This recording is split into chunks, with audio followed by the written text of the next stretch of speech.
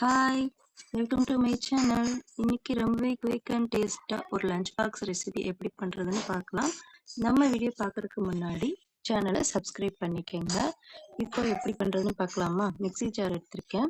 நீங்கள் எந்த அளவு மல்லித்தழை எடுக்கிறீங்களோ அதை விட டபுள் மடங்கு புதினாவும் சேர்த்திக்கலாம். கூடவே 2 பல் பூண்டு, 2 துண்டு இஞ்சி சேர்த்திக்கிறேன். என் காரத்துக்கு தகுந்த மாதிரி நான் 2 பச்சை மிளகாய் எடுத்திருக்கேன். உங்களுக்கு எவ்வளோ வேணுமோ அந்த அளவு சேர்த்துக்கலாம். கொஞ்சம் மஞ்சத்தூள் லைட்டாக தண்ணி சேர்த்து நைஸாக அரைச்சி எடுத்து வச்சுக்கலாம். இப்போ கடாயில் நம்மளுக்கு தேவையான அளவு எண்ணெய் சேர்த்து கொஞ்சம் கடுகு உளுந்து போட்டுக்கலாம். கூடவே ஒரு அரை ஸ்பூன் அளவுக்கு சோம்பு, ஒரு சின்ன பட்டை, ஒரு பிரியாணி இலை இதெல்லாம் சேர்த்து நல்லா பொரிஞ்சதுக்கப்புறம் பெரிய வெங்காயம் 1 எடுத்திருக்கேன், பொடி பொடியாக கட் பண்ணி அதையும் சேர்த்திக்கலாம். கூடவே தேவையான அளவு கருவேப்பிலையும் சேர்த்திக்கலாம். நல்லா பொன்னிறமாக வரட்டும். பொன்னிறமாக வர வரைக்கும் நல்லா கலந்து விட்டுக்குங்க. இது ரொம்பவே குயிக்காக செஞ்சுக்கலாம். நீங்கள் காலையில் செஞ்ச ஒயிட் ரைஸ் செஞ்சுனாலும் கூட டக்குன்னு செய்யணும் அப்படின்னா மத்தியானம் நீங்கள் ஒரு 5 நிமிஷத்தில் செஞ்சிடலாம். கண்டிப்பாக ட்ரை பண்ணி பாருங்கள். இப்போ வெங்காயம் பொன்னிறமாக வந்துருச்சு. நம்ம அரைச்சி வச்சிருக்க அந்த புதினா பேஸ்ட் இருக்குல்ல அதையும் சேர்த்துக்கலாம். எக்ஸ்ட்ரா தண்ணி எதுவும் இப்போ சேர்த்தாதீங்க. இதை நல்லா வெங்காயத்து கூட கலந்து விடுங்க. 1 நிமிஷம் வரைக்கும் கலந்து விட்டுக்கிட்டே இருக்கலாம். இப்போ எண்ணெய் பிரிஞ்சு அது வந்துடும். எண்ணெய் பிரிஞ்சு நல்லா வந்ததுக்கப்புறம் பார்த்தீங்கன்னா கொஞ்சம் திக்காக இருக்குது. மிக்ஸி ஜாரில் லைட்டாக தண்ணி சேர்த்திக்கலாம். ஒரு 3 ஸ்பூன் அளவுக்கு தான் இருக்கும்.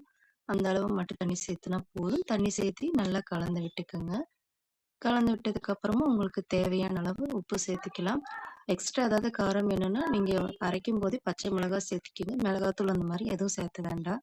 இப்போ 3 நிமிஷம் மூடி போட்டு முன்னதுக்கப்புறம் பார்த்தீங்கன்னா நம்ம ஊற்றின தண்ணியெல்லாம் ஊற்றிட்டு இந்த அளவுக்கு ரெடி ஆயிருச்சு. இன்னைக்கு நான் 2 முட்டை எடுத்திருக்கேன். உங்களுக்கு எந்த அளவு முட்டை வேணும்னு நினைக்கிறீங்களோ அந்த அளவு இது கூட சேர்த்துக்கலாம். 2 முட்டையை உடச்சி இதில் ஊற்றிக்கிறேன்.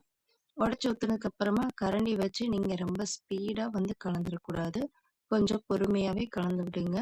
அதே மாதிரி அடுப்பை லோ ஃப்ளேமில் வச்சுக்கோங்க. அப்போ தான் நம்மளுக்கு கொஞ்சம் கலந்து விடுக்க அடி பிடிக்காமல் கரெக்டாக இருக்கும்.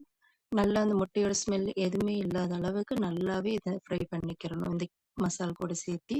அப்போ தான் சாப்பிடும்போது அந்த ஸ்மெல் இல்லாமல் கொஞ்சம் நல்லாயிருக்கும். இந்த அளவு பார்த்துட்டிங்கன்னா இப்போ எல்லாமே ஒன்றுக்கு ஒன்று மிக்சிங் ஆகி நல்லா ரெடி ஆயிருச்சு. இப்போ நம்ம ஒயிட் ரைஸ் ஆற வச்சுருக்கோம் இல்லையா, எந்த அளவுக்கு ஒயிட் ரைஸ் தேவைப்படுதோ அது இது கூட சேர்த்திக்கலாம். சேர்த்து நல்லா கலந்து விட்டுருங்க. நான் இது கூட இன்னைக்கு எக்ஸ்ட்ரா ஒரு அரை ஸ்பூன் அளவுக்கு பெப்பர் சேர்த்துறேன். உங்களுக்கு இன்னும் கொஞ்சம் தூக்கலாக வேணும்னா எந்த அளவு வேணுமோ அந்த அளவு நீங்களும் சேர்த்திக்கலாம். சேர்த்து நல்லா கலந்து விட்டுட்டு சாப்பிட்டு பாருங்கள்.